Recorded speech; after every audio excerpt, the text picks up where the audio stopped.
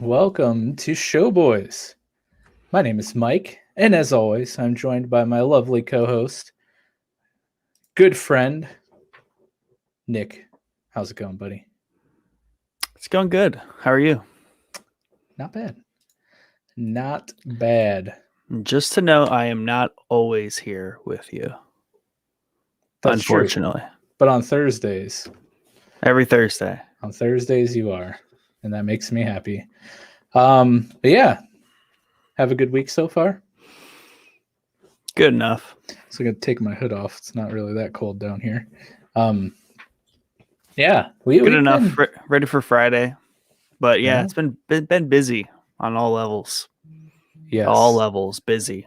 And personal lives have been busy, but we've also been slamming some stuff here for the podcast. We've had lots of guests on lately, which has been super fun, and we're super grateful that we have people interested in coming and talking to us about this stuff. But yeah, I think it's been a while since it's just been you and I. Yeah, I think we got close, but we just pulled in a last minute cast of guests. Just happens organically like that a lot. Indeed. Before we get started tonight, figure we'll do some house cleaning since we haven't had a chance to really, update you guys on what's been going on behind the scenes and whatnot. So bear with us here at the start. But Nick, you started uploading some of our backlog to a new site. Would you tell the lovely people what's going on here? Yeah, so interesting enough, back in February, we had a guest, our Showboys correspondent, Jordan. We had come on, and he told us all about the Theta Network, which is a Twitch, YouTube smash up streaming platform service, which is built on the blockchain, or a blockchain, yes, to be specific. But we have begun a process of uploading some of our episodes there. Just another place you can find us, just like all the podcast friendly areas, YouTube, and the likes of. So very excited to slowly churn up, the essentials, the essential Showboys. Yeah, and I think it's going to be fun to dive into this new space. If you take like Twitch and YouTube and like make them have a baby, that's essentially Theta TV. So it'll be exciting. Hopefully soon we're going to be upgrading our streaming account here, so we can stream to multiple platforms simultaneously. So looking to add that to our repertoire for sure.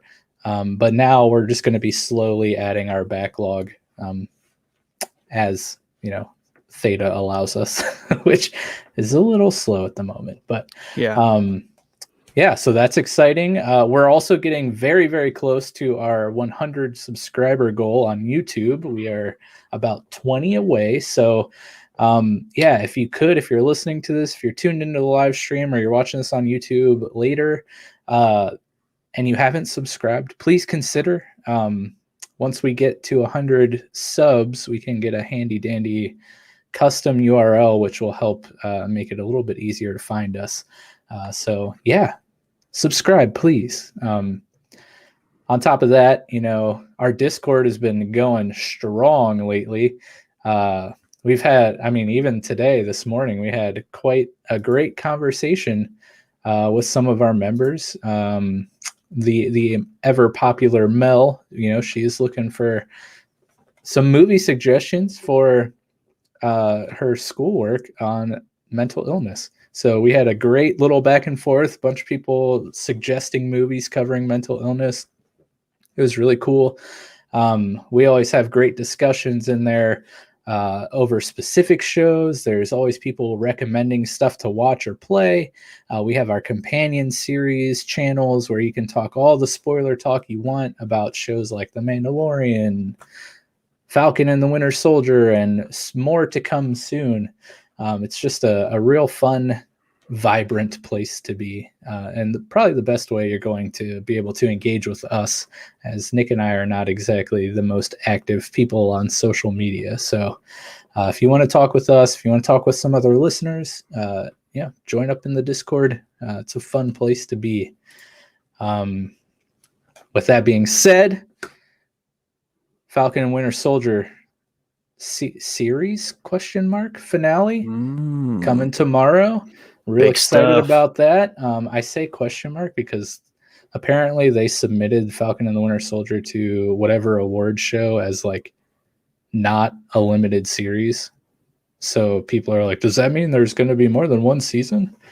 Do they like not a series, not a limited series, just didn't specify? Yeah. Nice big open-ended, typical Marvel. Yes. These days, Marvel, they're very, very all about subverting your expectations or just not giving you any because there's so many to choose from these days. Hey, Melanie H Photography. I'm assuming this is Mel from Discord because she says yay for the Discord. Thanks for tuning in. Yeah.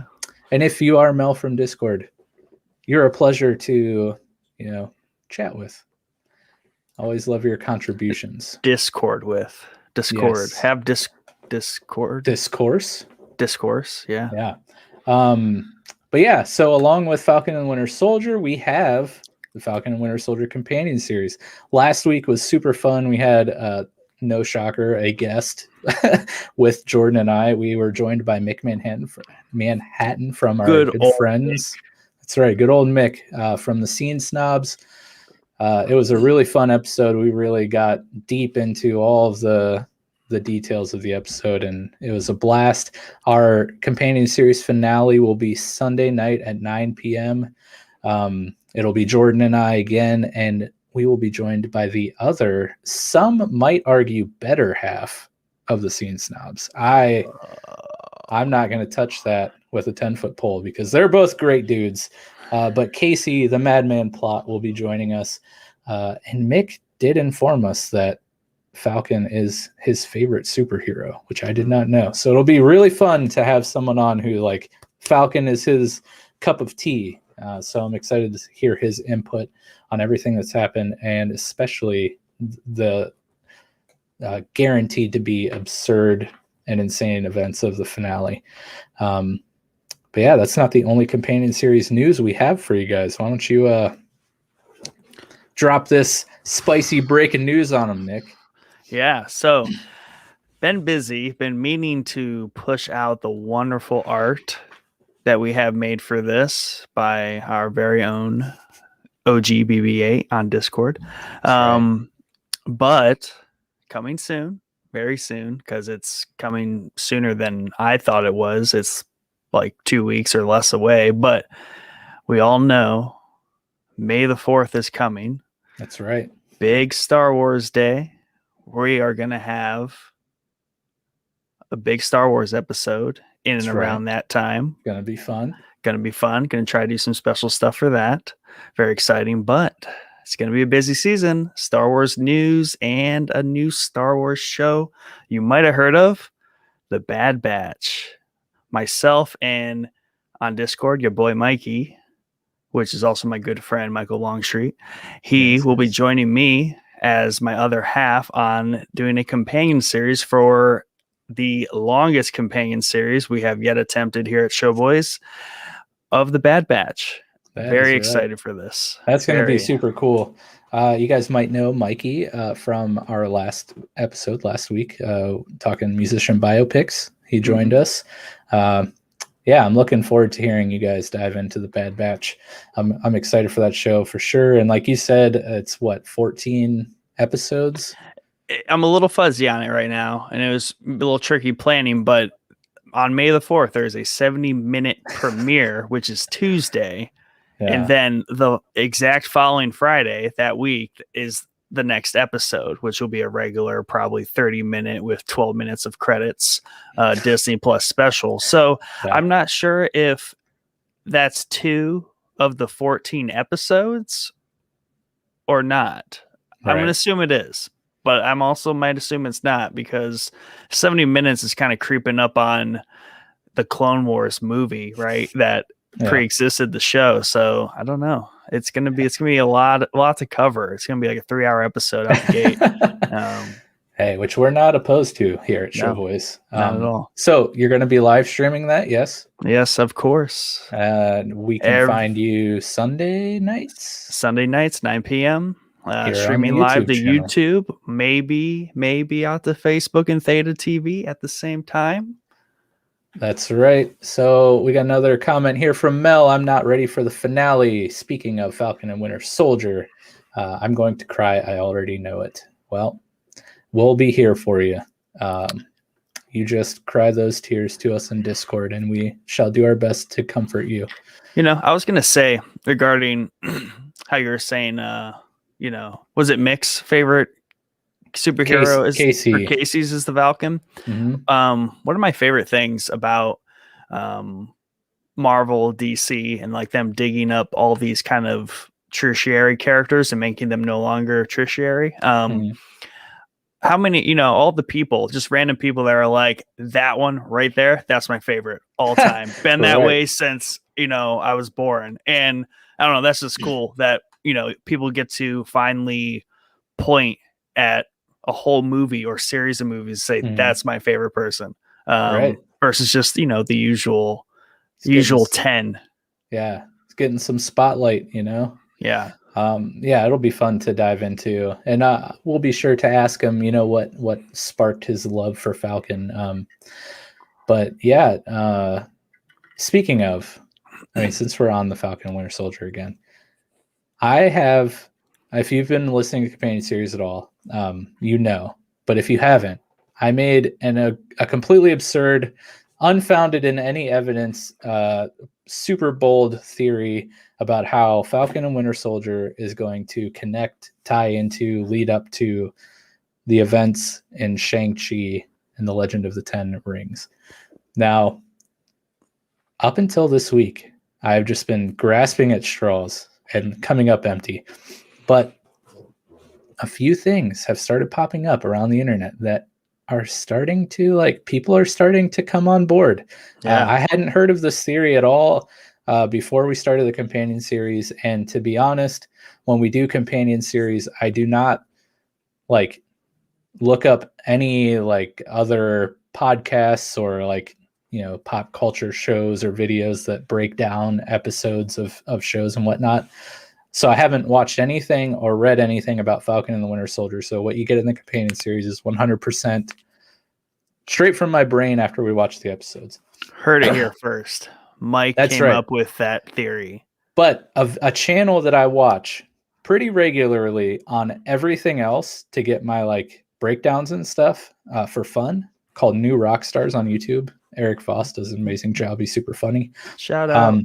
That's right. Notice me, senpai. But he put out 2 videos this week about how he thinks Falcon and Winter Soldier, the finale, is going to have something that leads into Shang-Chi. And I'm like, bro. I said it first, but you can take credit for it. I guess. Yeah. He's got more subs than people that watch him. Right. But is it a coincidence that the trailer for Shang-Chi dropped this week when the finale of Falcon and Winter Soldier is set to happen? It was under the guise of his birthday present. The main actor, you know what I mean? Is that a coincidence? Too much is falling together here. They picked an actor whose birthday was going to fall right before the finale of. I got the role. Why did I get the role? Well, your birthday. Never mind. You got the role. Okay, don't worry about it. Don't worry about it. Okay.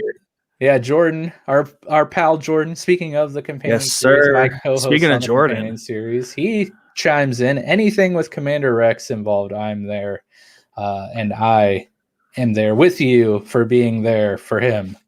I totally can tell he's in Vegas because it's Captain Rex, and I know his state of being right now. So he gets a complete pass for that. It's really, really entertaining. He sent me one too many gifts earlier about his time there. So that's awesome. I love that he said Commander Rex from Vegas. Yes.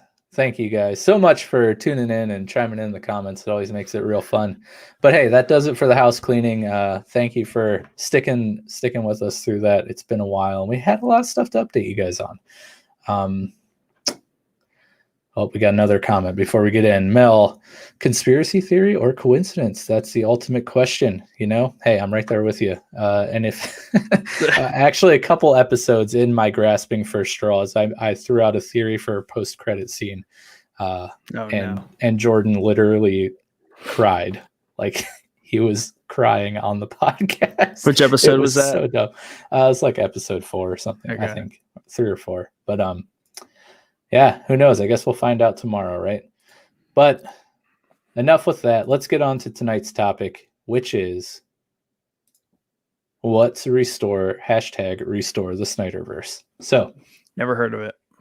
Me either. I don't even know what's a Snyder. I don't know. What's a Snyder? And why's it got a verse? Yeah, we're about to find out. But if you guys have been listening to the show at all, you probably know by now I'm a big fan of DC. We were big fans of the Snyder Cut of Justice League that released, just over a month ago. And oddly enough, we reviewed and, analyzed and just did a real deep dive with Jordan and our friend Tom from Be Hero Fights about the Snyder Cut about a month ago, exactly, almost. But yeah, we figure, after hearing about the success of the Snyder Cut and all of the insane rumors that we've been covering in our newscasts about the DCEU and this #restore the Snyderverse movement, it'd probably be a good thing to cover on an episode of the podcast. So I think the goal tonight is to dive into the new viral movement, Restore the Snyderverse, and what exactly that's trying to accomplish. But I also wanted to kind of see if you and I, Nick, can come up with a plan to help save the DCEU. I'm talking like what movies, in the next couple years we should see, what storylines, what overarching giant, several year-long plot points we can come up with to Well, it is on, our like roadmap, no set date, but we are going to acquire Warner Brothers Media at some point in time. So for sure. Yeah, we need to get some of our ideas out there. That's right. And how we are going to take their IPs and actually make them profitable and enjoyable at the same time. Because can you do both with DC? We shall find out. And I think that's what this movement is about. That's right. So Jordan chimes in. I know he's a captain. It was a cheap jab, but I do love Captain Rex. Sure you did, buddy. Sure you did. But yeah, so, just like #release the Snyder Cut, the fans are unleashing their voice. And now that they know it works, it took several years, but due to the viral nature of #release the Snyder Cut, Warner Bros. Eventually released the Snyder Cut. So I think the fans really enjoyed what Zack Snyder did and what his original vision of the Justice League and that like trilogy of movies, Man of Steel, Batman vs Superman, and Justice League, the story it was telling, and especially with the way that the Snyder Cut ended with that 5-minute newly shot and written epilogue, what that seemed to set up in the future, along with some Easter eggs that were scattered throughout the movie. Fans are wanting to see the rest of Zack Snyder's vision for the DCEU. So, what better way to do that than take to Twitter, which, if you just tweet things enough, you can make it happen, as we've seen the good and the bad over the last several years.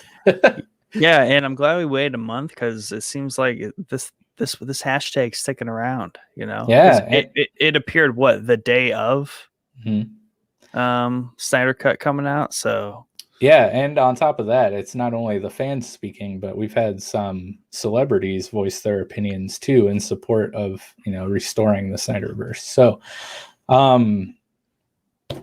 yeah, dude, what do you think? I mean, first off, we'll just get this out of the way. Zack Snyder's original slate of movies, if you will, was to tell a 5-part story with 5 movies,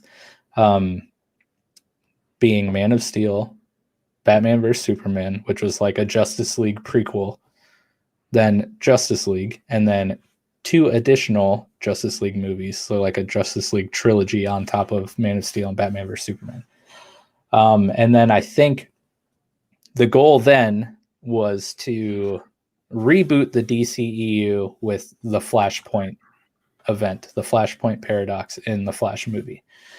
We do know that the Flash movie is happening and it is telling the Flashpoint paradox. So that part is still happening for sure. But like Warner Brothers does not want to make any more Justice League movies. I think Walter Hamada, I believe, I can't remember, the like head of DC Films for Warner Brothers, said, what was the exact quote? Something like, the Snyder Cut is like a cul-de-sac of storytelling, something like that, meaning it's not going to go anywhere. So we know how WB feels about it. But on the other hand, some of the spicy rumors are that HBO and HBO Max like really want to continue on the Snyderverse, and that including stuff that's just made strictly for HBO Max, whether it be movies or shows. So, first off, like, what are your thoughts on everything that I just like word vomited out at you? Like, are you on board for wanting to see the story that Snyder has set up in his version of Justice League, or are you okay with, that's the end, let's move on? The Snyderverse is the only viable option forward for any sort of like continuity here. So obviously there's a lot of stuff out there. Everyone has their ideas and their rumors and how they think it should happen. And I mean, I don't think I care too much how it goes about, but just seeing his vision kind of fleshed out, just because I like Man of Steel, I like Batman vs. Superman, all what I like a lot about those. And then even with his Justice League is all the like weird deep cut references to things, to movies and things that haven't happened yet, right? All the like nightmare scenes, this larger world he's setting up, where, I mean, the Snyderverse, whether you finish it or not, is a cul-de-sac of storytelling, because it's going to tell his whole complete vision and story. And then with the Flashpoint, they can then do whatever they want for it. So there's just no reason for them not to do it. HBO, I think, has a better mind about them. They want subscribers. That's been their platform for ever, right? They've always been an exclusive kind of content avenue, whether it's attached to cable as a package, right? You pay $15 a month for HBO. Same thing. 20 years later, you just sign up with your email online. You don't need a cable thing. So their business model hasn't changed ever. They just have a streaming platform you can buy now without cable. So they want the grittier, the darker, the very good, even and artistic, because he has the way he is with cinematography, he's got a vision for sure, and he's really good at that. And that, just to me, that just plays into everything HBO wants and everything that people who watch HBO look for. So I'm all for it, obviously, and they can go ahead and release as many DC movies about all the DC heroes and villains as they want, but I don't think that at all impedes, or I don't think the Snyderverse at all impedes with any of that. which is great. So Mel says she still hasn't watched the Snyder Cut. I'm a bad nerd. Well, we won't spoil anything here. Yeah, it's okay. I mean, it's definitely the better Justice League for sure. But excuse me. Yeah, so I agree with everything you're saying right there. A few things to cover. The directors of the other DC movies featuring the characters that are in the Snyderverse, the Justice League. So like Aquaman and Wonder Woman, really those are the only ones. But even, Shazam didn't show up in the Justice League, but they've all, I think Patty Jenkins said at one point, who directed the Wonder Woman movies, basically was like, yeah, we don't like go into these movies with the thought of like these are all super connected to each other, which I think is not a great approach if you're trying to compete with Marvel, where everything is super interconnected and whatnot. So like these solo movies that we have had outside of the Snyder trilogy so far, while they feature the same characters and the same actors playing those characters, they're like loosely connected at best, which kind of is not the best. Every decision WB makes is 100 completely like solely for the fact of making as much money as they possibly can. The irony in how their business model is just ridiculous. And everything they do turns their product into garbage, and therefore it does not make money. So like at the money making C-level executive platform or whatever, like their level, doing great. They're the ones that want to make the money, but it's their decisions that directly hinder them from making money. Yes. It must suck to suck. Yes. A great example, I watched a video today. Excuse me, I have a little tickle in my throat. But I watched a video today of The Film Theorist on YouTube. It's a great channel. Just check him out. Notice me. He has like 1 billion subs. But he's great at breaking down movies and things of the sort. You and I had just gone and seen Godzilla vs. Kong in theaters on Tuesday. It was a fun movie, obviously not like a super strong story. We're just there to see, a big monkey and a big lizard fight each other, which it crushed on those aspects. But, he broke down this, the plot they were trying, the story they were trying to tell, and then like went into all these details about how like a bunch of the movie was cut. They had like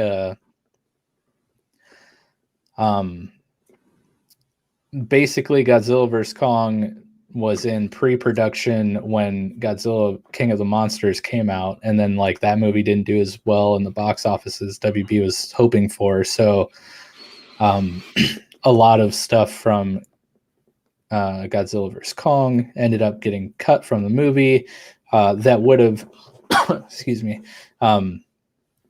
led to future potential movie like storylines. That makes sense. I can totally see it. It got Suicide Squadded. It got Justice Leagued. You definitely get that feeling. Not that it's super important in that movie, and it's kind of like the Fast and Furious of monster movies. Right.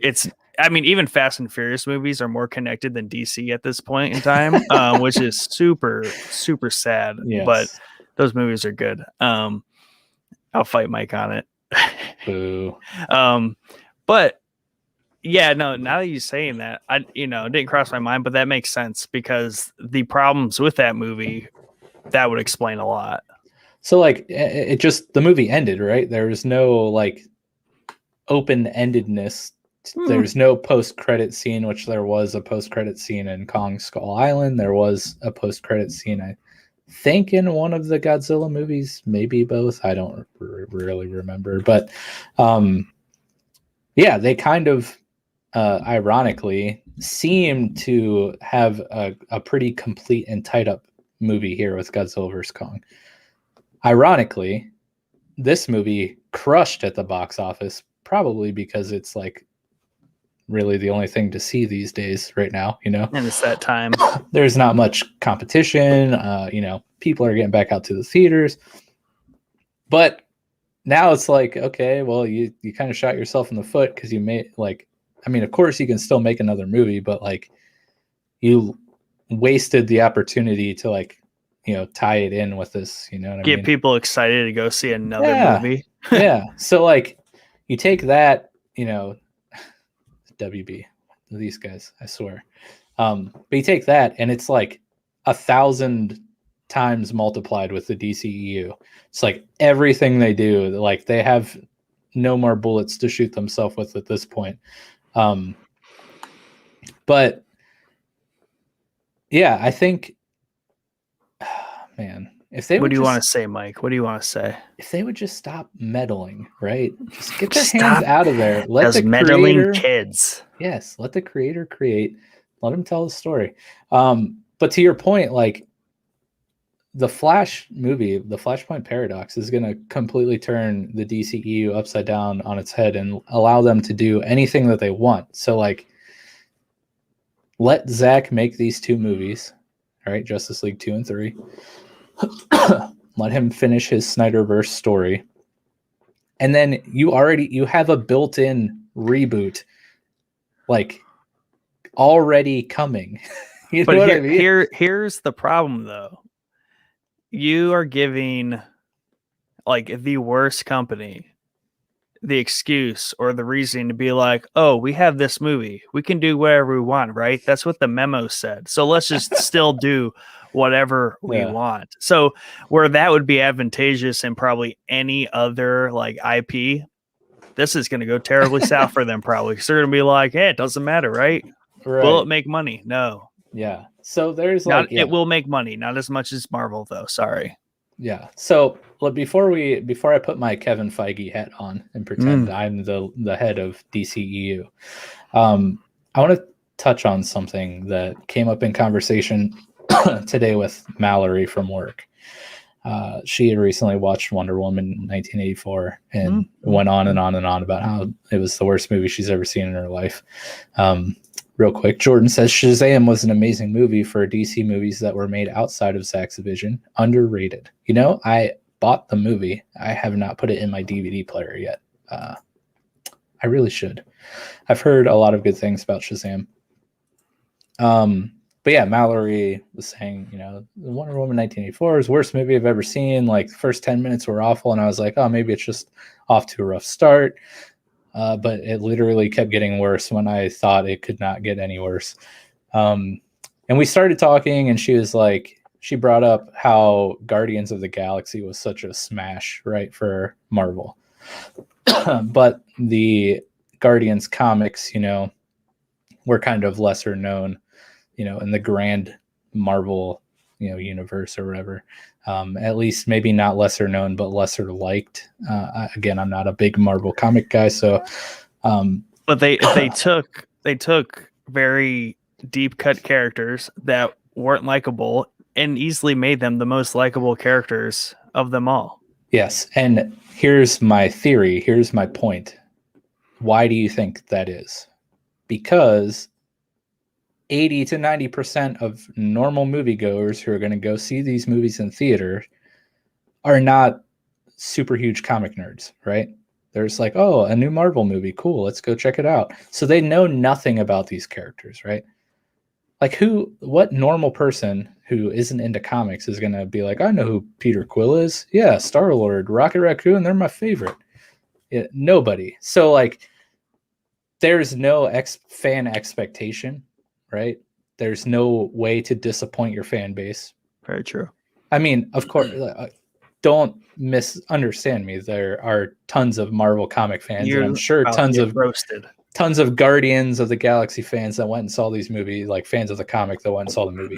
But I'm saying, in a large part, compare the cast or the cast of characters from Guardians of the Galaxy to Superman, Batman, and Wonder Woman. That's like the holy trinity of DC heroes, right? The like most popular and most well-known superheroes across the board, even outside of comics. Like, you could walk down the street and be like, hey, you know who Superman is? Of course. You know who Wonder Woman is? Majority of people are going to say, yeah. Batman, like everyone's going to say yes. So you start with these iconic powerhouse characters, right? And you're not going to be able to please everyone. So like some people are going to like Snyder's take on Man of Steel and Superman, but a lot of people aren't, because Superman is supposed to be this hopeful, like cheery, optimistic, like No, that's Batman. opposite version of Superman than we got in Man of Steel. But Zack Snyder was trying to tell a specific story, and in order to tell the complete story of Superman and Clark Kent in the Snyderverse, we had to start with emo Superman, right? But like, you know, my whole point is like maybe add some of the lesser known people into the DCEU and not like let the creatives on these projects actually be able to exercise their creativity and tell their stories. So like what I would love to see, which hasn't really been done in superhero movies outside of a movie called Brightburn, which is not a part of DC or Marvel Comics. But like horror themed superhero movies that have like horror elements to it. So let's get a new Swamp Thing movie. That would be so awesome. Swamp Thing is, I know if Jordan is still listening, he will totally agree with me. Swamp Thing is one of the coolest DC characters ever. And like James Wan, who did Aquaman, has a background in horror, and like the scenes in Aquaman with the trench when they're out in the middle of the ocean, like those very cool horror elements in those scenes. And like I would love to see him take on a character like Swamp Thing for like an entire run of movies.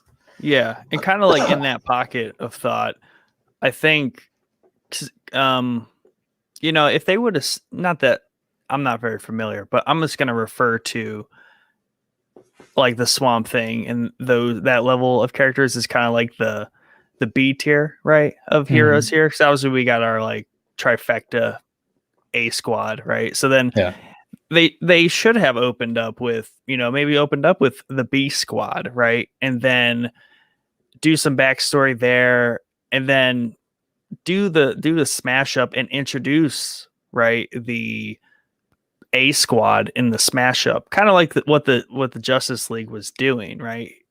Because they weren't going to have solo films when the Justice League came out, so kind of going in reverse order. So that way, not everyone's like dying over the nuances of how Superman's portrayed and kills it right out the gate, right? Or Batman and stuff like that. Yeah. So Jordan chimes in, Booster Gold. That would be the worst movie ever. Like I'm interested. I'm about to ban you from anything Showboys related for throwing that out there. Mel chimes in, ooh, I love Brightburn. That's a great movie. If you've never seen Brightburn, definitely check it out. It's very interesting. And then Jordan again says, James Wan was involved early on in the Swamp Thing TV show, but stepped away quick because of its cancellation. I'm still recovering emotionally. I still haven't watched that show because of it being canceled. Like, I don't even want to, like, I was so excited for that show. And then like pretty much after, I don't even know if it made it to the first episode before it got canceled. Dang. But it was canceled like very, very early on. And ever since I learned of its cancellation, I was like, I don't even want to watch it because I'm going to love it. And then I'm going to be so sad that I'm not going to get any more of it. But man, I would have loved to see James Wan take on Swamp Thing. But yeah, to your point there, I kind of really, okay, so I'm going to put my Feige hat on now. Well, first, before I do that. Who's Feige? Let's Kevin Feige. He is he's like the head of the MCU. He's the one that's like, guy. Makes the master plan, and then he unleashes his horde of directors on these movies. And he's like, make great movies for me so I can buy, 4 more yachts. But yeah, so Swamp Thing would be cool. And then you know what team Swamp Thing kind of is a part of? A little team called Justice League Dark, which is a super cool cast of characters. You have John Constantine, which you've seen Keanu Reeves take a crack at playing in the Constantine movie, which there are rumors floating around that there is going to be a sequel to that. There was even a Constantine TV show that ran for one season with, I believe, Matt Reeves as Constantine, who I think also reprised his role as Constantine in the Arrowverse show when he would make, his cameos here and there. You have, people like Zatanna. You have just a lot of cool, like really obscure, but dark, like horror, magic, themed characters and stories. But yeah, so I would love to see Justice League Dark thing. But anyway, so hat on. I would keep the way that they introduced the DCEU the way it was. Like, I liked starting with a Superman movie, leading into Batman vs. Superman, which I consider, it's literally called Dawn of Justice. Like, if that doesn't scream Justice League prequel any louder than it, having the cast of Justice League in it, basically. And then following it up with Justice League 1. I like this approach because it's the complete opposite of Marvel, right? If I wanted to watch Marvel stuff, I would go watch Marvel stuff. But like, why try to copy something that's already been done? Like, do it your own way. But I like starting with a massive story that involves team ups, right? And you saw how in the Snyder Cut, the events of Batman vs. Superman like come into play, how like Bruce Wayne, how Batman's fear of Superman in that movie, like you see that play out in these nightmare scenes, these premonitions that they all have, right? The entire thing is we can't let Superman turn to the dark side. Terrible pun, but I'm going to use it as often as possible because he's Superman. Like, we can't stop Superman. It's Superman. What are you going to do? Like, we're not Kryptonians. To me, that's the like one of the strongest parts of Zack Snyder's DC is that Superman has an arc and has potential divergent arcs that could happen. Where, I'm not a big Superman fan before Man of Steel, but I just never watched a lot of Superman stuff because he's boring. There was someone in the office that had strong opinions on Superman in general as being like the worst superhero ever.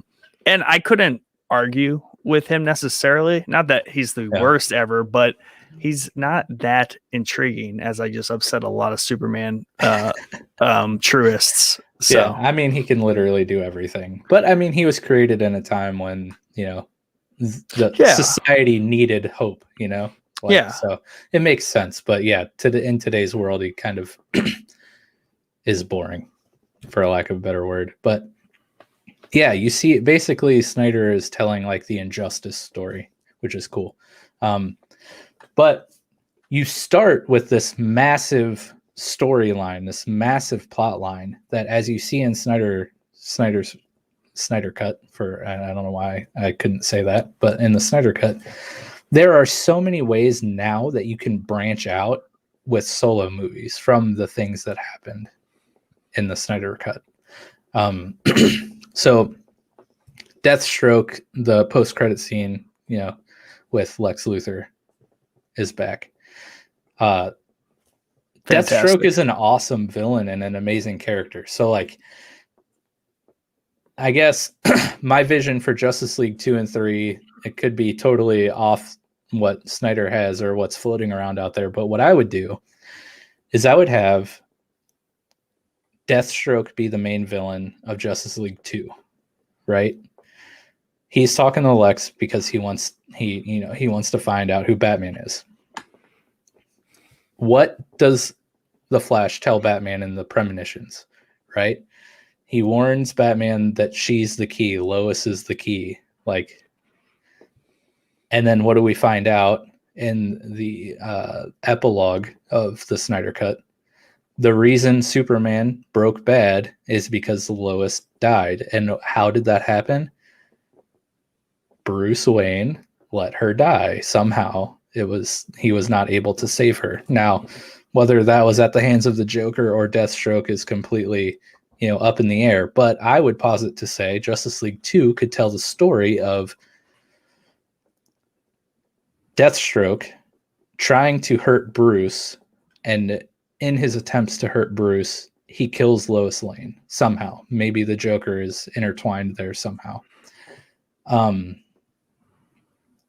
then at the end of Justice League 2, Superman finds out about that and he breaks bad, right? And Darkseid kind of comes back because he knows that Lois is the key. And then Justice League 3 is them trying to, defeat or, uncorrupt Superman by going back in time or something to save Lois. I don't know. Something like that. But you could also have a Ben Affleck solo movie as Batman, where he's facing off against Deathstroke, who now knows that Batman is Bruce Wayne, thanks to Lex Luthor. The Flash is introduced in the Snyder Cut, so of course, solo movie there. Maybe you have one solo Flash movie before the Flashpoint paradox. Wonder Woman has already had 2 solo movies at this point. Aquaman has already had his solo movie. There's a sequel in the works. Cyborg, who's like the main player of the Snyder Cut, does not have anything. And I would love to get an origin story of Cyborg or a continuation of his character growth from the Snyder Cut in a solo movie. Those are just like a few little things that you could do. Do you have any ideas there? And then we have a couple more comments to go over. Well, I feel like the Snyder Cut kind of doubled as like a origin story for Cyborg, which I think was really cool. That you have this team up movie and they sneak an origin story in there because they really kind of explained everything you can about him. Yeah. So I would say he could get a solo film post Justice League. Obviously there's Martian Manhunter. You're right. Lots of stuff to do there. I would love to see, the Joker, whether it's, a more tied in Suicide Squad or just a Joker movie. I don't know what the precedence is for Lex Luthor like movie, or at least have him like that would be the Batman movie, I guess, having him kind of tied in there. Yeah. But even the planned, the Trench movie, right? I don't know where in the timeline that would fall with all that, but I don't see any reason why they couldn't make it work. But there's a lot of stuff that's set up. I don't know if you could squeeze in a Superman movie in there.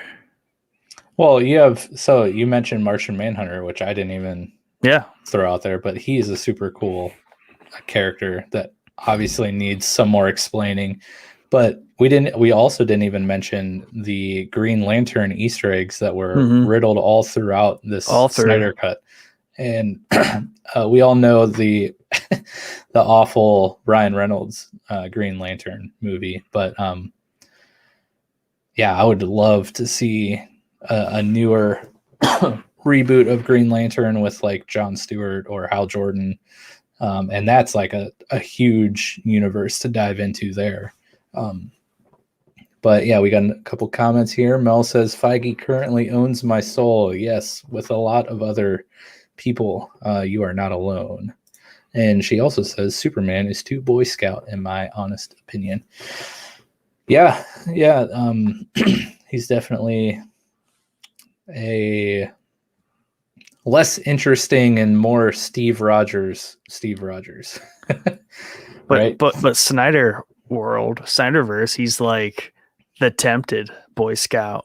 He's on the verge of breaking at any moment. At all times. Yeah. But I'm looking here. So I have, against my better judgment, I'm going to throw this up on the screen here. But a long time ago, it's kind of hard to see because of, stuff. But let's see if I can make this a little bigger. There we go, a little bit bigger. But I made this Google spreadsheet on the New 52 Comics run, and looking through here of just heroes that popped up in the Justice League New 52 run.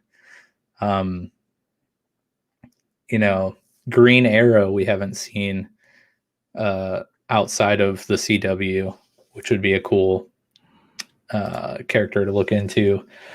Martian Manhunter, like you said. Shazam, we have a solo movie, but he does show up in the Justice League at times in the comics.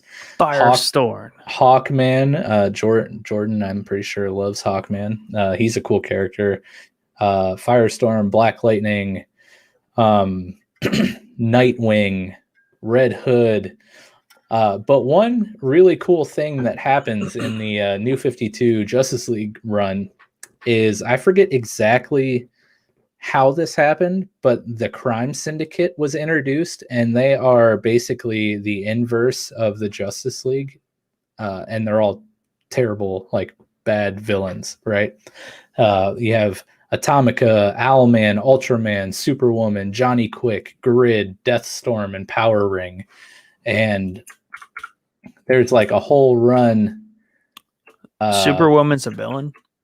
Yeah, all cool. Those. They're and like, okay, so Owlman is the evil Batman. Ultraman is the evil Superman. Superwoman is the evil Wonder Woman. Johnny Quick is the evil Flash. Grid is the evil Cyborg. Power Ring is the evil Green Lantern. So like that's a whole other story arc that would be super cool to explore in the DCEU. Man, it's like they actually have like content to like make movies about. Right. Especially with so the Flashpoint paradox is introducing the multiverse, right? And these inverse of the Justice League come from a different universe. So like, hello, there's your entry for the Crime Syndicate.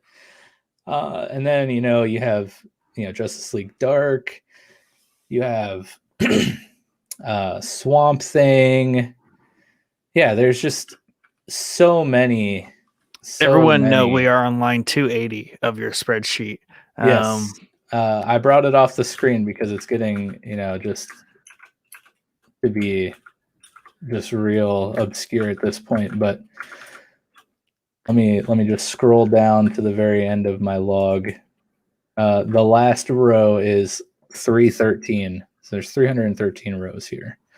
And I haven't updated this log in like 2 years, but I tried to outline all of the New 52 trades for my reading pleasure. But yeah, there's just so much untapped potential in the DCEU. And actually, like, the Aquaman movie had a lot of story elements from one of my favorite Justice League books, which was The Throne of Atlantis, I think, where basically Orn and the Atlanteans waged war on the surface, but I think in the middle of that, like, Darkseid invaded or something, so they kind of had to like stop fighting each other. But that's basically what Aquaman was, right? Orn and the surface. But yeah, there's just there's so much that they can do, and I just wish that WB could get their hands like away from all of these properties. And what we're seeing, they're attempting with the Flashpoint is basically it should follow the Flashpoint paradox from the comics, where Barry it was explained in the Snyder Cut that Barry can run so fast that he can run back in time, right? He can alter time itself through the Speed Force, which is, definitely a thing that he can do, which is the whole point of the Flashpoint paradox. He goes back in time to save his mother from being murdered, which then prevents his father from being, accused of murdering his wife and going to jail. But when he does that, he alters the timeline. So instead of Bruce Wayne being Batman, Thomas Wayne is Batman, and I think Bruce is the one who died in the alley instead of Thomas and Martha.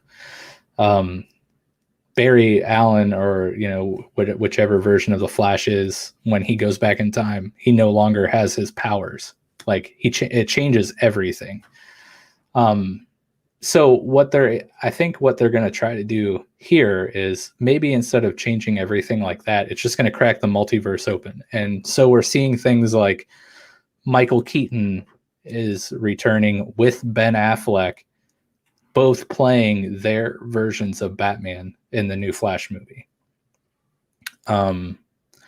It's being tossed around that Grant Gustin, who is the Flash from the CW Arrowverse, he might be making a cameo in this movie as the Flash, which Ezra Miller has already made a cameo in the Flash show on the CW as the Snyderverse Flash.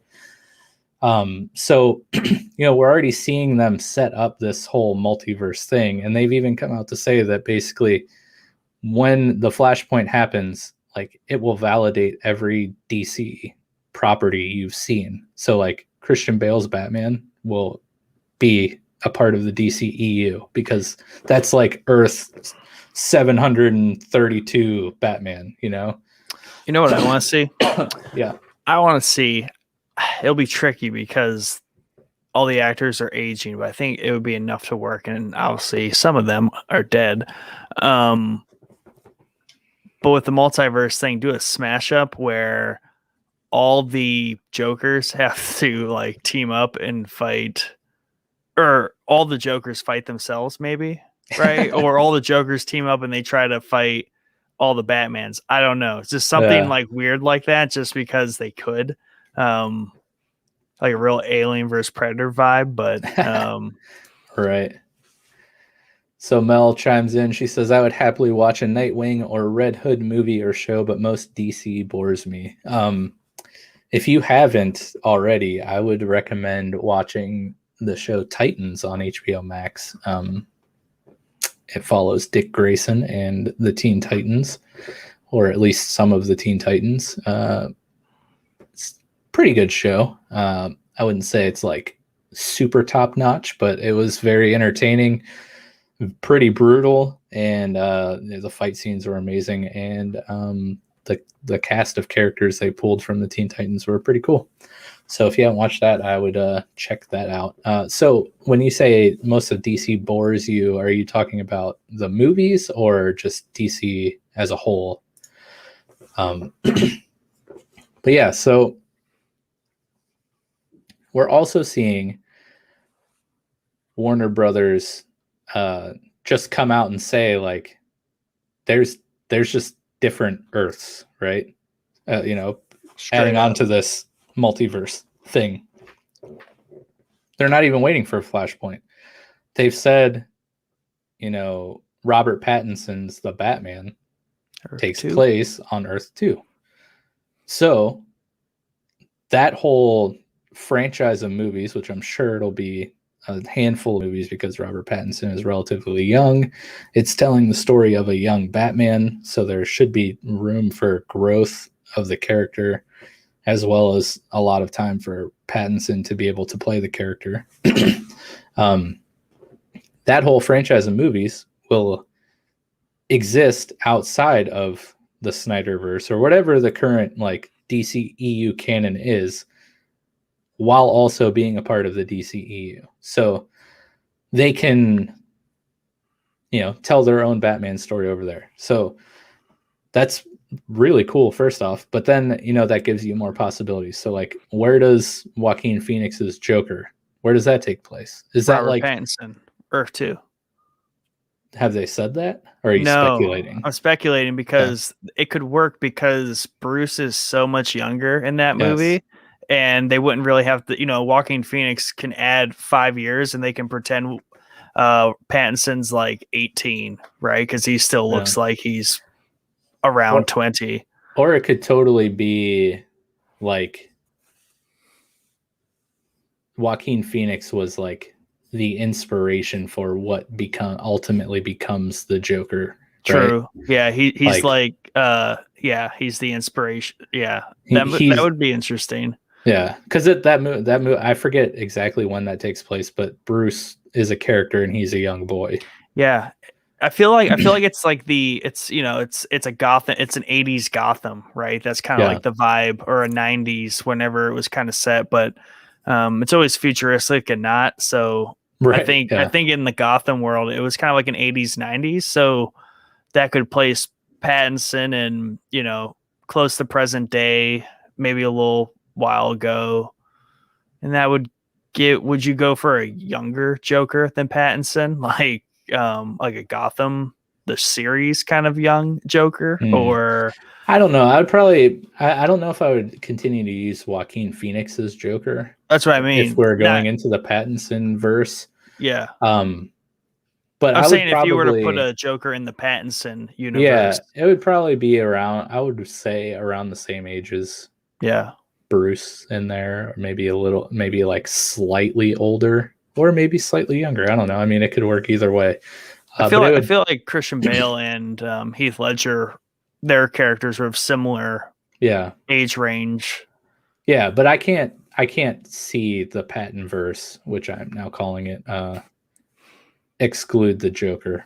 It's just a character that will Yeah. never not be used. You know, Well, yeah, and not to, I mean, obviously they wanted to use Heath Ledger more than they right? did. So I feel like they are due, people want to see a multi movie arc Batman Joker Yeah, go down, and it just hasn't been able to happen for a new, Heath Ledger was kind of going to be that, yeah, and they were kind of robbed of that. So I feel yeah, like to your point about Pattinson's being quite a bit younger, that would make sense.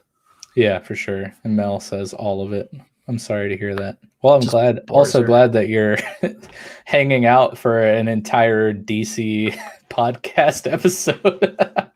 So thank you. But yeah, maybe hopefully something will change that for you sometime. But it's okay to not like DC. That's fine too. But yeah, honestly, I might get a lot of flack for saying this, but I would love to see more Jared Leto's Joker. Yes. Like I would that like to see Joker. more of Lex Luthor. Yes, same. I love But I all know of the Snyderverse characters. I know some people who, I mean, obviously everyone hates Jared Leto's Joker, but I know some people who also hate Jesse Eisenberg's Lex Luthor as much. Which I mean, I get, but like, but I feel like that's why I like them. No, I don't like them because people hate them, but I like them for they're not straight adaptations, straight off the page of the comic, right? Yeah. There's a little bit of room for the There's creative, inflections in them. like, interpretation. But yeah, shoot, I don't even remember what I was gonna say. Oh, I mean, obviously the epilogue of the Snyder Cut sold Leto's Joker on me. The Suicide Squad did not. He was fun in that, and that was about it. That was another victim of Yeah. studio meddling. That movie, clearly, if you just watch the trailers, like, the trailers don't even like line up to each other. I mean, it's got a Godzilla versus Kong effect, right? I mean, that's that you can tell these days when that kind of thing happens because you have great characters like the Joker, right? There's nothing wrong with Leto's Joker. It was the use of his character. Were a few things, but still, large in part, you can say it was the composition of the movie and the use of his scenes. Yes, they very mishandled the use of the Joker in that movie, and a lot of it probably is poor writing too. So the scenes that we did see the Joker, right? So I feel the same way about Godzilla vs. Kong. Is that like there is very good characters in that movie that just were kind of there to be there. You know what I mean? You could cut half the actors in there. Paperboy. You cut half the actors in there, and you have the same movie. They contributed in no way. Just like the Joker didn't really contribute much to the Suicide Squad. Right. He was just hanging out. We should also, so two things. One, there is a hashtag floating out about the Ayer cut, which is the creator of Suicide Squad. But we have to quit calling it the Suicide Squad because the new Suicide Squad is called so painful. The Suicide Squad, not Can't Suicide Squad 2, not Suicide Squad : another name. But I am really excited for the Suicide Squad because it is being helmed by James Gunn, the creative mind behind the Guardians of the Galaxy. So, like, perfect guy to take on this cast of characters for sure. It's going to be nuts. But so, like, not only did the epilogue sell me on Leto's Joker, but I have to give mad props to Jordan, who recently made an appearance on our friend Tom's podcast, Be Hero Fights. They had a little tournament on who is the best cinematic Joker. So Jordan, on his own free will, chose Jared Leto because he is a psychopath, much like the Joker. That's why he's a Showboys correspondent. He has a unique set of talents. That's right. He has a unique set of skills. He channeled his inner Liam Neeson and went up against the likes of Heath Ledger. Romeo. Was he on? Oh, I can't even remember. No, he wasn't. The Jokers that he went up against. I know Heath Ledger was one of them. I don't think Mark Hamill was. I don't think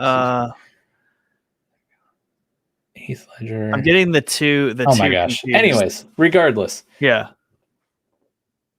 Regardless of who the other Jokers were, Joker. He beat Heath Ledger. Like, yeah. Jordan was able to argue and debate his way to victory against Heath Ledger. I mean, come on, that's insane. So he moved on to the final against Jack Nicholson's Joker. And if you go back, all right, so I love Tom. I love Brian. I love Be Hero Fights. And if you want more of them, join our Discord. They have a great little subsection where they just light it up with the hottest mashups. Yes, their little section in our Discord is always popping off and have a lot of fun little debates going on in there. But I have to say, Tom, Brian, you guys made a grave mistake. After listening to the final Leto versus Nicholson, Jordan annihilated the competition there. Like, his argument is so good.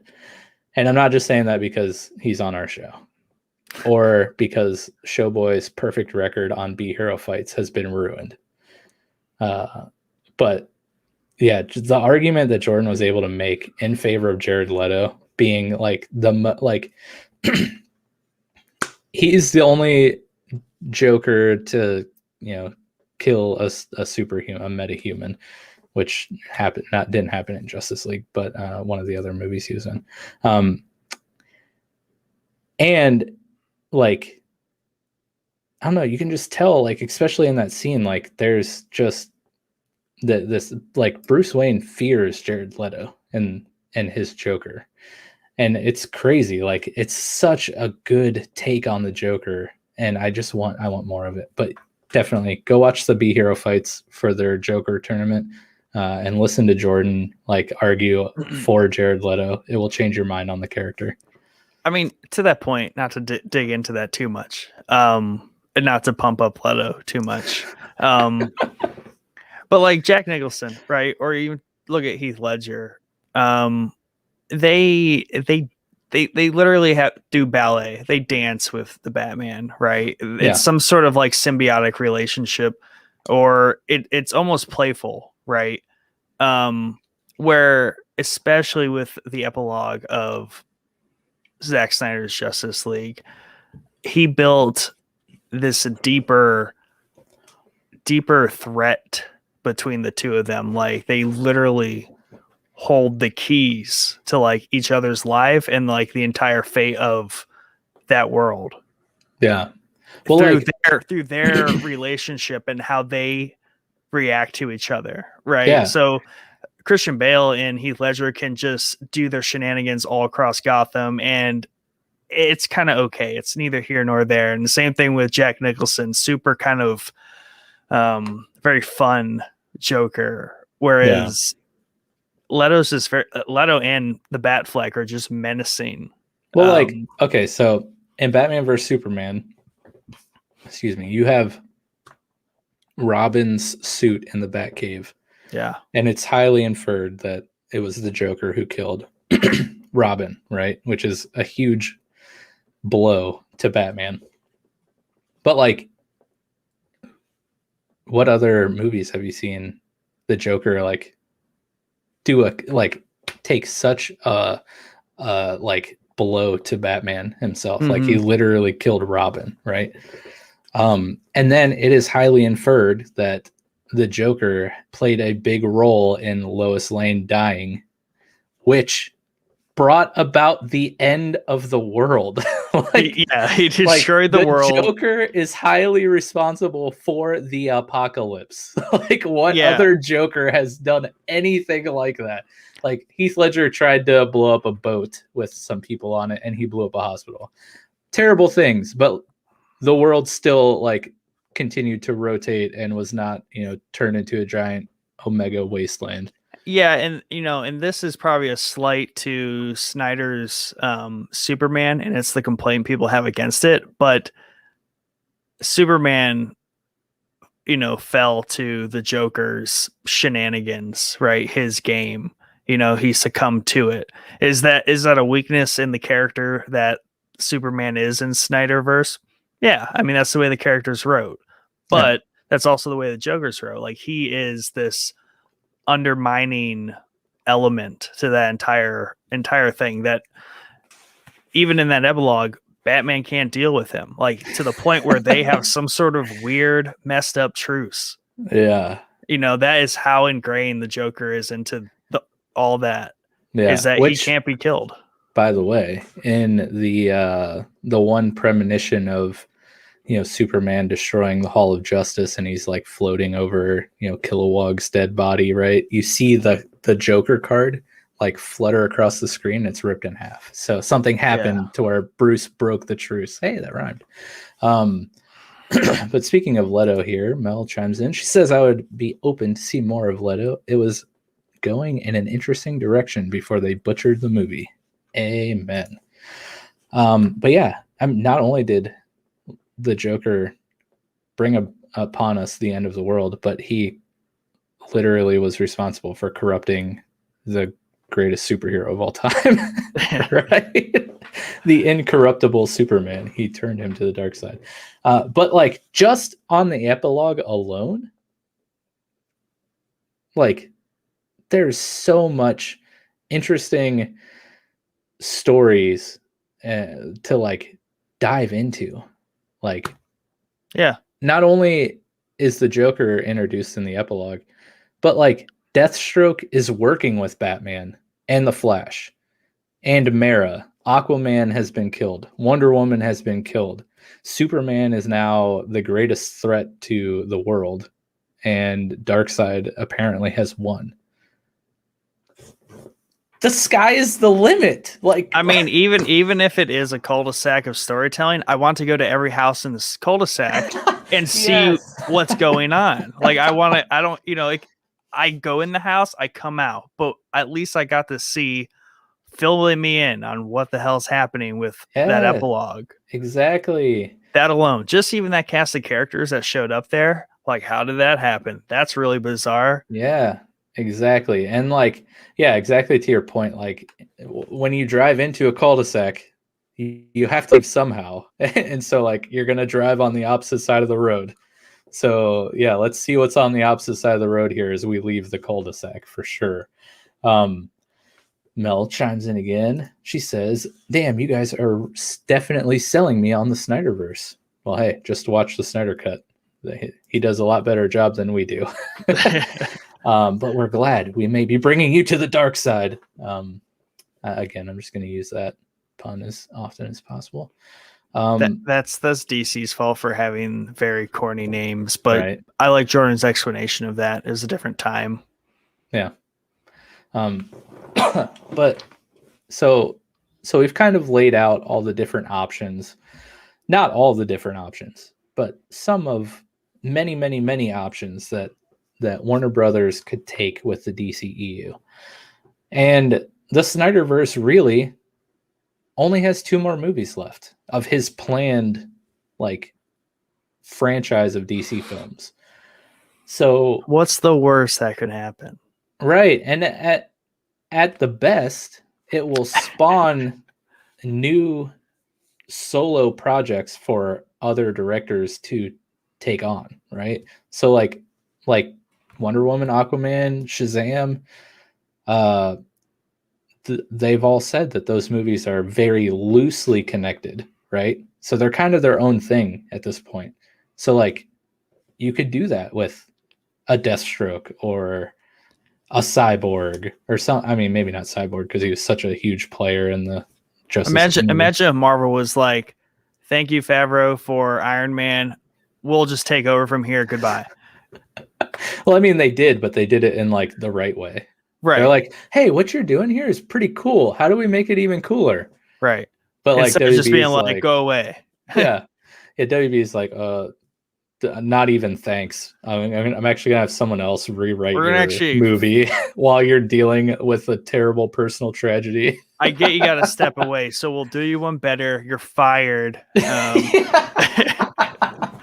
Don't worry about coming back. We got this. We have a great track record. God, but yeah, so we've gone over some options. I've given some ideas of DC properties that I think would be super cool to explore. And we already have the major plot line advancing, at least for the final 2 Justice Leagues. And then at the Flashpoint Paradox, again, it's already built-in cinematic reboot. So after the Flashpoint Paradox, you can literally start the DCEU over again with different characters, different versions of these characters, with an entirely different storyline.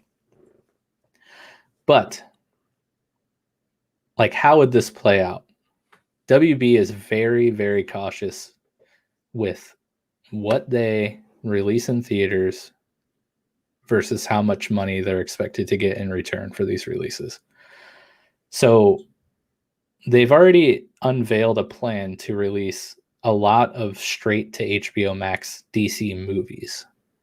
And there are already some talks of HBO Max series, a Green Lantern series, a Gotham series that basically sounds like a more mature and HBO version of Fox's Gotham. It's going to be, focused on Commissioner Gordon. Bernard, I forget, I think his name's Jeffrey Wright, and I have a little gnat flying around my computer. It's driving me nuts. But Bernard from Westworld, did you ever watch that show? The first season. Yeah, so Bernard, I'm pretty sure his name's Jeffrey Wright, but he's going to be playing Commissioner Gordon, which is cool. Yes. He's a great actor.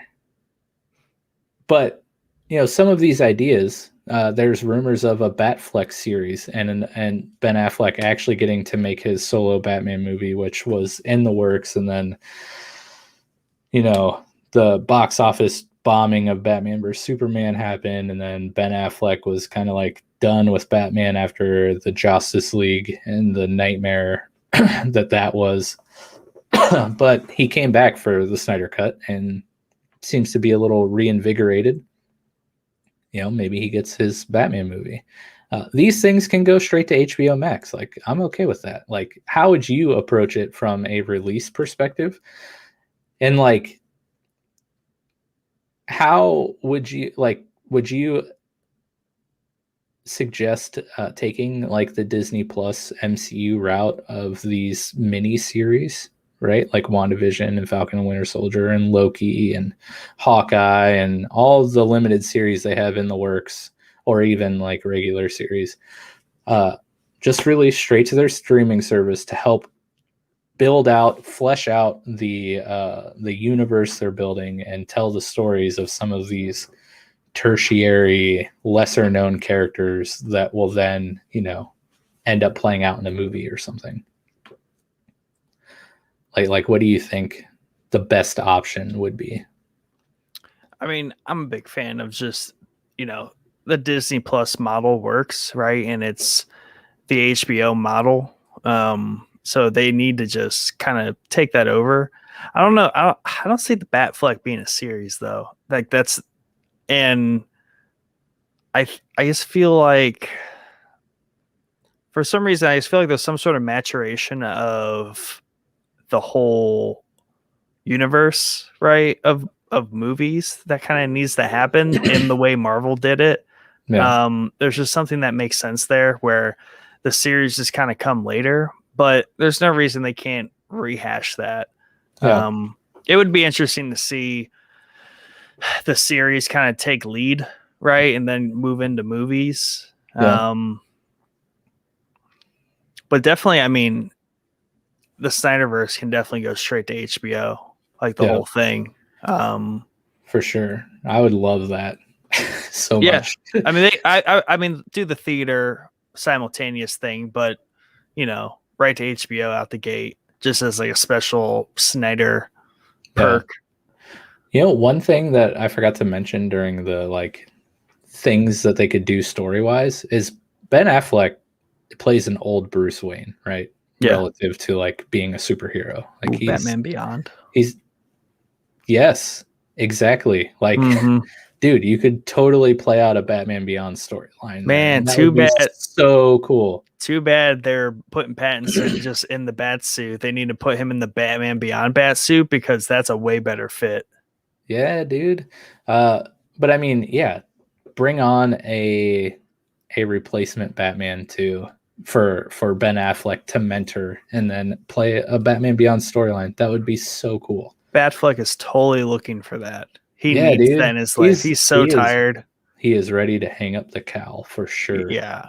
But yeah, I think at the end of the day, I don't think the Snyderverse will be restored.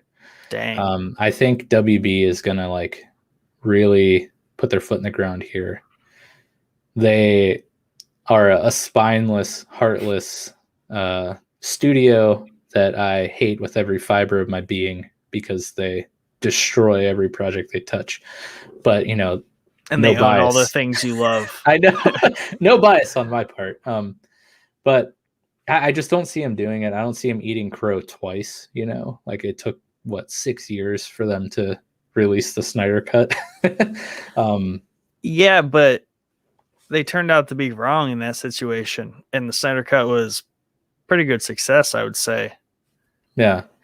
Yeah. And but I can't believe they would spend, I mean, HBO spent it, but $30 million to finish it. Yeah. But I mean, really, AT&T was behind. They were the ones that really gave the green light because AT&T owns everything, apparently. I believe they own Warner Brothers and HBO and all that stuff. And I think AT&T likes to make money regardless of its the projected amount that they thought they were going to make of billions and billions and billions of dollars or just a profit, Well, they have increased their revenue this past quarter and their stock is on the uptrend because they're making money. And we're just going to say that was because of the Snyder Cut. Yeah. Stonk boys. You heard it here first. Yeah. So I don't know if it will be restored. And if it is restored, it's literally 2 movies. Just let them finish it out. Then you can reboot with the Paradox in the Flash movie and all is well. Well, no, not all is well, but you can eventually get what you wanted. But I just feel like there's so much left on the table with these characters. I would love to see a solo Cyborg stuff. He will never come back. I don't know if you know anything about the Ray Fisher drama, but that bridge has been burnt. Enough to know it's been enough to know it's been burned. Yeah, it's been burnt and then pieced together for the Snyder Cut, and then Thanos snapped out of existence. Dusted the bridge. Yes. It's unfortunate. Yeah, it's sad because his character was cool, and Cyborg, I don't know, I enjoyed it. But I say all that to say, probably the spiciest rumor out there. We had mentioned that there are celebrities who have endorsed the movement. Kevin Smith being a very vocal voice. Of course, it's a vocal voice, but a very vocal person in the comic world. He basically is like, yeah, just let Zack Snyder do whatever he wants and just throw it on HBO Max. Which, true. Like, True. load up HBO Max with content, you'll get a ton of subscribers. Like, not everything, I guess. As much as I'd love to see these movies in theaters, because I love going to theaters, I will totally watch them on a streaming service. He's supported. Allegedly, The Rock, Dwayne Johnson himself, is like a huge supporter of the Restore the Snyderverse, probably because he's really good friends with Henry Cavill, and like has wanted to, Dwayne Johnson is doing a Black Adam movie, which comes out this summer, I believe. And he wants to face off against Snyder's Justice League, in particular, Henry Cavill's Superman. So obviously that can't happen if there's no Snyderverse, and Henry Cavill is no longer Superman. But spicy rumor floating about is the fate of the Snyderverse rests on the success of Dwayne Johnson's Black Adam movie. Box office success, I'm assuming. So it's probably going to do very well. Yeah, and apparently he has like complete creative control, like so much so that he is like going to the people that matter at the studio and being like, dude, like, let's keep the Snyderverse going. So at least we have those two heavy hitters on our side, maybe on top of the fan, viral movement. They can help us get what we want to see, and that's the rest of the Snyderverse. But Mel chimes in again. Of course, Kevin Smith has. I don't think you could find a bigger fanboy. It's so true. Nick and I were just talking about this the other day. Like, I love watching his reaction videos, particularly to like Spider-Man and the Infinity War and Endgame, where he's just like literally sobbing on video because he loves the movies so much. I love Kevin Smith. Like, that dude. I would love to hang out with him. And Mel also says, and he's friends with Batfleck, which is very true. Ben Affleck has been in a handful of Kevin Smith movies, and yeah, of course, he's probably going to have his friends back there, which I don't blame him. But I loved Ben Affleck as Batman. His take on Batman was awesome. But a lot of people weren't a fan of it. Again, it's a different version of Batman. He's old. He's cynical. He's done being Batman. Like, well, I feel like if you're to do prequels on the Batfleck, like 3 movies ago, he retired and he was done being the Batman, but he's stuck being the freaking Batman, which is why he's perfect for a Batman Beyond setup. But exactly, like he's done of like everything he's done to try to save Gotham. Like, it never works. Like the criminals keep popping up. So he's at this point, he's just like, whatever. Like, I don't even care anymore. I'm gonna like brand people with the bat.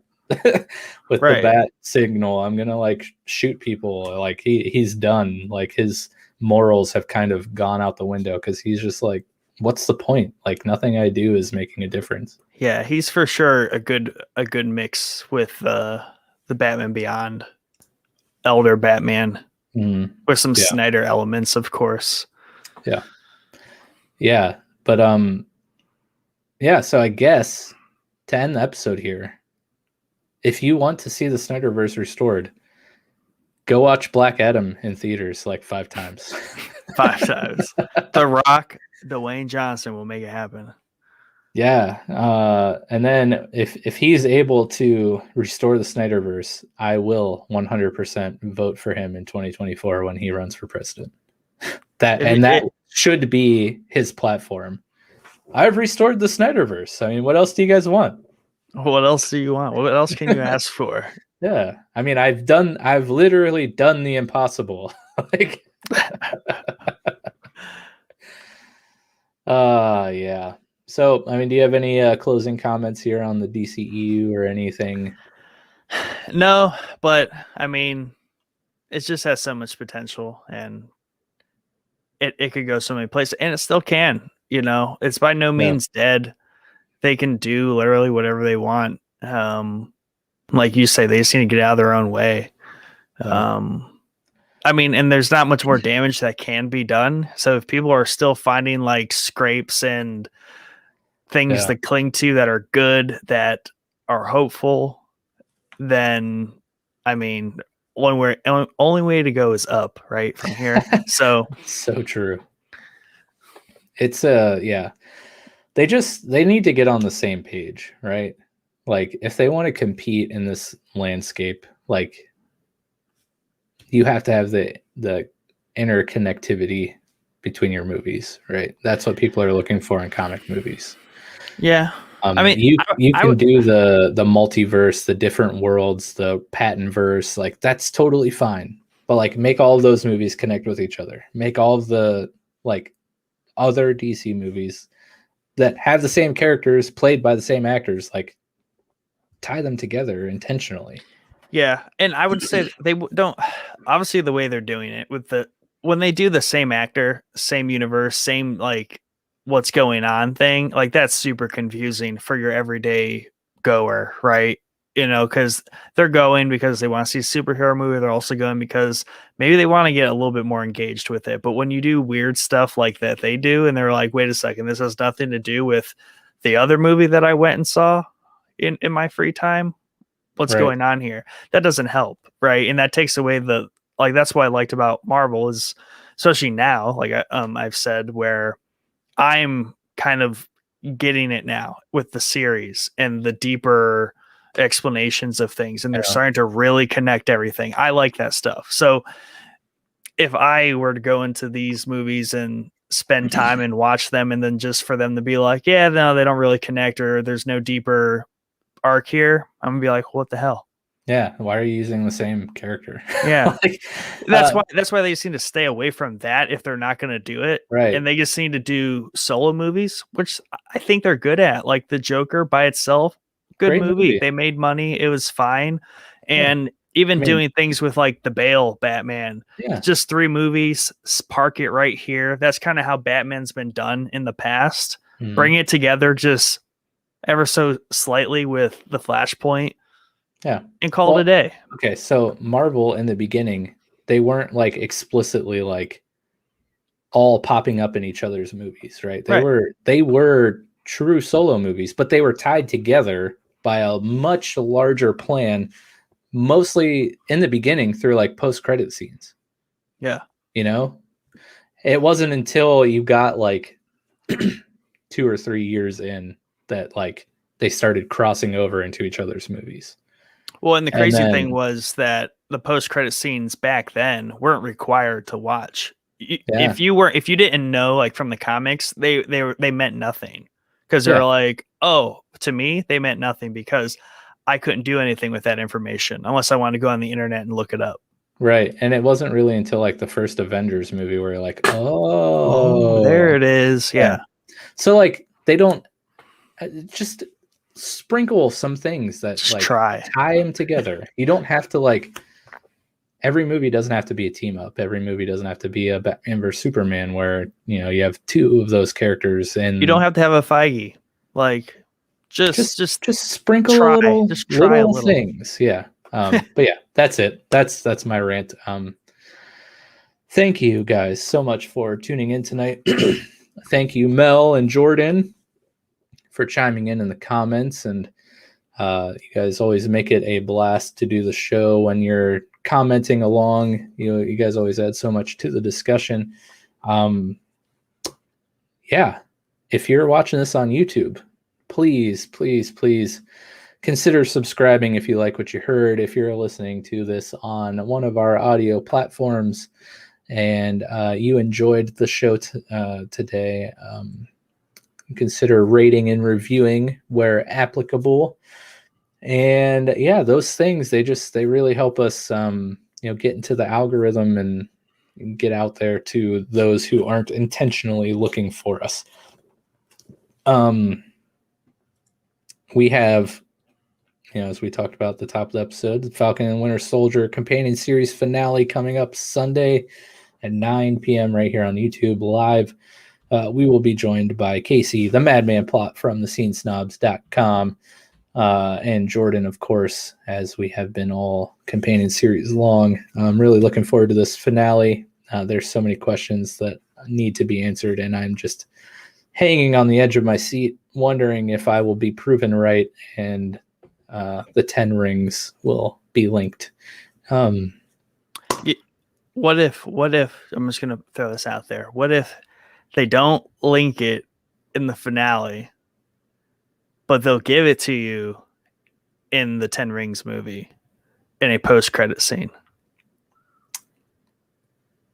I'll take what I can get at this point. Yeah. I don't know. I could see them doing that. I feel like they can connect it later.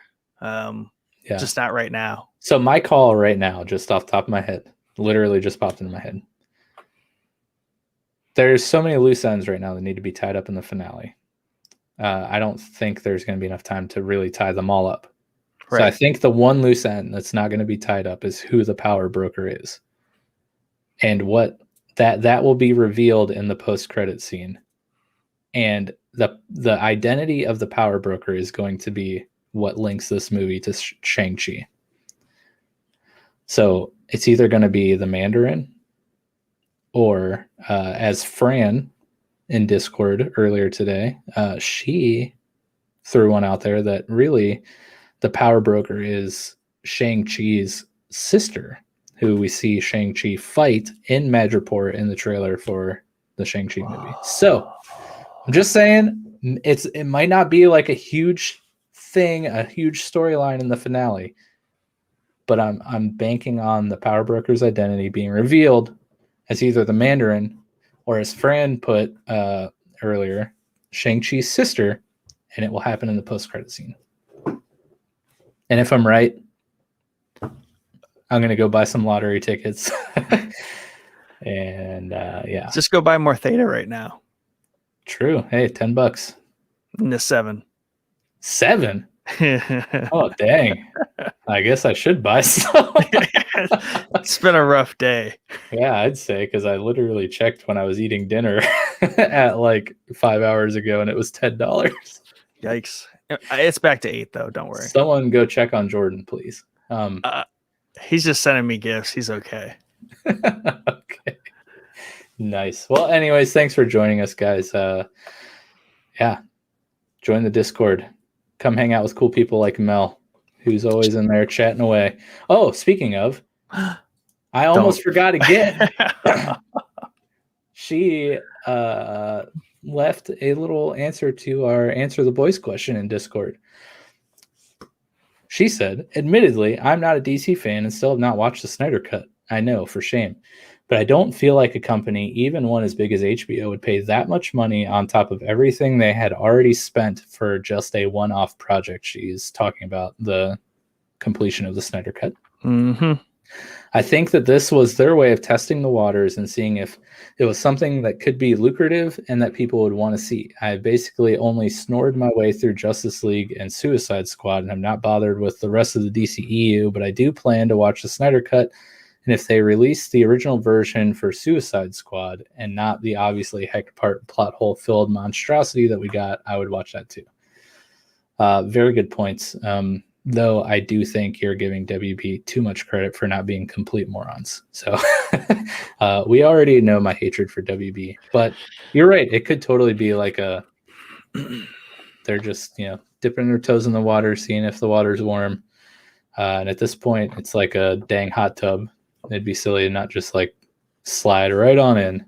That was a terrible analogy. Anyways, so on that note, we're gonna end that. Just end it. Just end it right now. Just drop it. We will catch you all later. That's right. Have a good evening.